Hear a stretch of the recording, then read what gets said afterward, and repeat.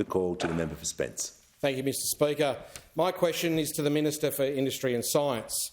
Manufacturers in my electorate have created secure, high-skill, high-wage jobs for decades and play an important role in underpinning the prosperity in Spence.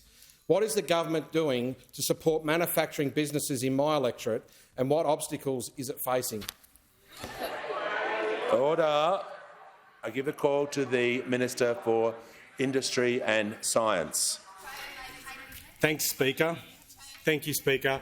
And I also want to ask me a question. I want to thank the member for Spence for that question. The member for Spence has the great place of Elizabeth in it, that had a great heritage. A lot of auto workers employed in there that were very proud to make Australian-made cars. So I'm very grateful for that. And we know, like the Australian public knows, that manufacturing matters, creates great, secure, well-paid, full-time employment for Australians.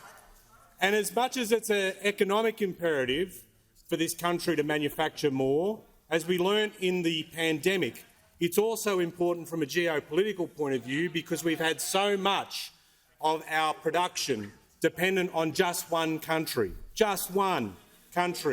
and the impact on supply chains huge.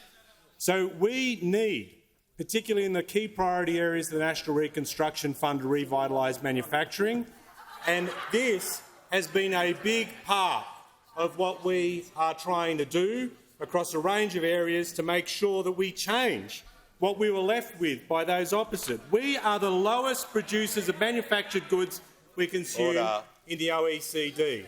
So it's a big priority. So the NRF bill that we put has been here in the chamber since December.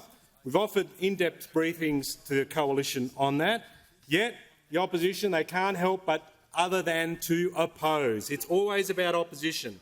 And every time on the big issues that involves Australian industry in this country, never there. They weren't there.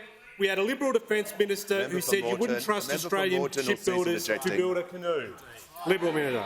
A Liberal Treasurer here who dared car makers to leave.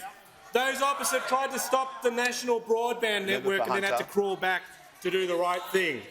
And they opposed the Button Plan as well. Superannuation, all the big calls, they've continually opposed, never been there. And when they had a chance to support manufacturers with the energy relief bill that we put through, where manufacturers needed access to better priced gas, they voted against it. They voted against Australian manufacturing continually. And they have learnt nothing, they stand for nothing, they deliver nothing, they oppose everything. That is their standard. But I just want to make this point.